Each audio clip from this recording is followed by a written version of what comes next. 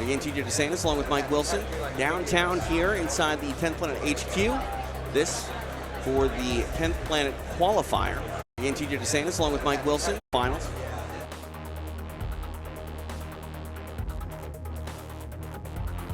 Again, TJ DeSantis along with Mike Wilson downtown here inside the 10th Planet HQ. This for the 10th Planet qualifier, the 10PQ 24.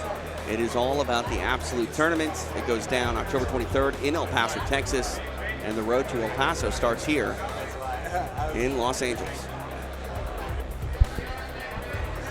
A couple of the smaller guys in the Absolute bracket, huh, TJ? It's funny. You never know exactly what you're going to get in the Absolute, but these guys, they look like they're in a divisional tournament. It's not an open weight class with these two. They look right around the same size. Yeah, they look pretty similar. I would say Justin's a little bit thinner for sure, but, you know, definitely two of the smaller dudes in the bracket. I always love the Absolute because you get to play like the carnival game, you know. Guess your weight. Guess your weight. I get a prize. Absolutely, they do. And, you know, size not being the biggest factor all the time. Like we saw earlier, Donnie Bryan taking the win over heel hook on Matt Horwich, who was considerably larger than him. So,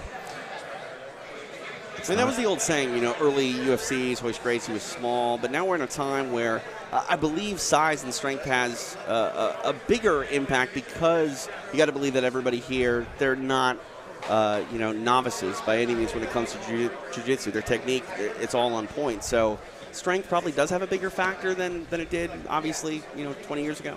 Oh, yeah. I mean, you know, like you just said, TJ, it's like when people actually have technique and knowledge, strength becomes a big factor. You know, I mean, when all else is even, strength will sometimes be the determining factor in who will be victorious. And, you know, you see that when guys are evenly weight, but maybe have different body types and musculature and things of that nature, as we see a really nice hip control to mount from Reynaldo Camacho.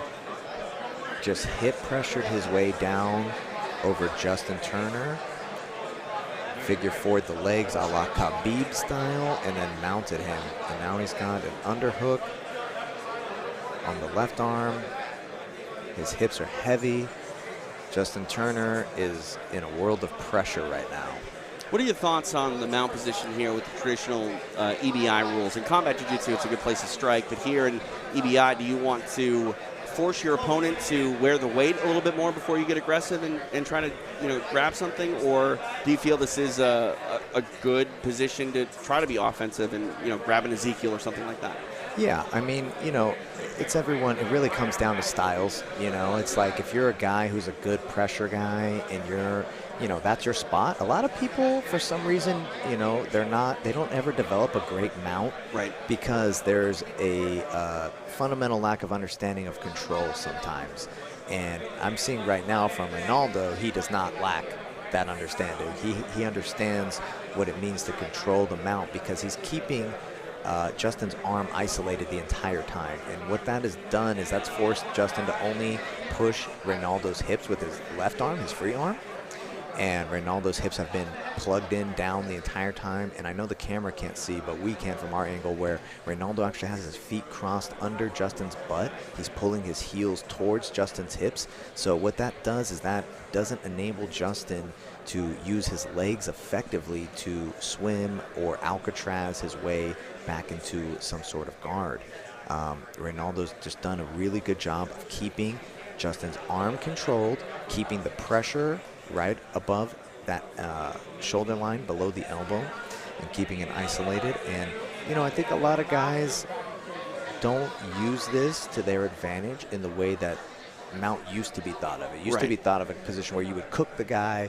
You know, my coach originally was a Brazilian, and, you know, he would say, cook the beans. You know, if you're Mexican like me, you know beans take a long time to cook. Sure. You can't cook beans fast. So you got to cook the beans and just kind of let people cook under pressure.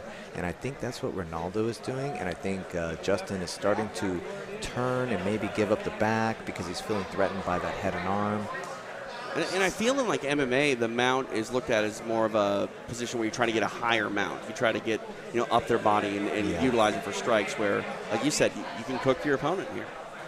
Yeah, I think, you know, I'm in MMA and CJJ. When you're striking, nobody disputes that mount is a dominant position. Right, of course. You know, but in sub-only rule set, we've seen it many times from many guys. So if you want to sit at the casino at home and play some authentic slots, I just saved your time. Down.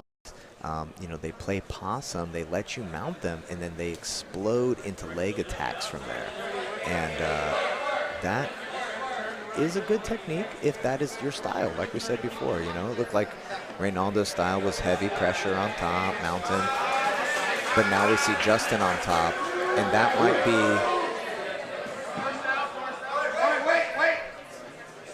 Scott Ross telling them to reset in the center of the mat. There's a lot of action there late as they got away from the center of the mat here. So now we're going to get restarted and Turner on top. Turner getting his opportunity. He weathered the storm, and now let's see if he can capitalize while he's on top. Let's see what kind of bottom game Reynaldo has. Well, a cow catcher looks like he's going to lose position if he doesn't pull that foot out. If he leaves that foot in, he's going to maintain top position. And I'd like to see Turner. I would have liked to see Turner insert that foot rather than step over, because he could have had 100% attempt. But nonetheless, he steps all the way over, ends up in top half, but does not have the underhook. And that will be the battle from here. Camacho inserting his hook, elevating Turner, looking to get that entry into a inside Senkaku position, but Turner steps over the head with his right leg, and now we're in this position where Camacho is looking to figure out a way to come up on top and take the back, or just to come to his knees and regain the top position. But he's being strategic in the way he's coming up. He's not in a rush. Looks like Camacho's trying to insist on that leg attack, and he does. Looks like he's going honey hole, aka inside Senkaku position, with his left leg reaping over the top of Turner's. Turner is a good leg locker. I've trained with him many times myself. He's got good heel hooks. Is it one of those things where if you're an offensive leg attacker, just because you know the offense so well, that you're pretty good on defense, or is it two different mindsets? I mean, it's definitely, you know, you have to know both, right? Nobody's going to be good. You can get some attacks off, but if you don't know defense, you're going to get countered, right? You know, you might get some taps against guys who don't know what they're doing, but when people know what they're doing with leg attacks, the real danger comes in counters. You know, somebody initiates, somebody defends, and then one guy counters, and then the other guy counters, and they counter back and forth. And that's where you see inside heel hooks and 50-50 position becoming, you know, those finishers, because people are more and more savvy every day. They're getting more and more data points of collection. They're learning the routes, what means of defense work best. I'm a big fan of just seeing that breakdown where, you know, a guy will attack one leg, but really his mind is on trying to attack the other. They're baiting them to think one way and then, you know, quickly transition and switch. And that's what I think has been the biggest evolution of the leg game is, you know, you might look over here, but really you need to look over there. Oh, totally, totally. And you know, obviously we have to give credit when credit's due. Guillotine attempt here by Justin Turner. That's pretty deep. It is going to his back. There's the tap. Nicely done. Justin Turner secures the submission and the spot in the quarterfinals.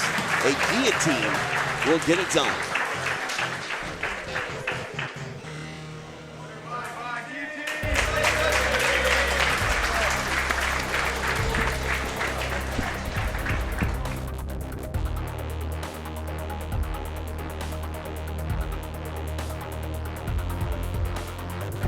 PQ, absolute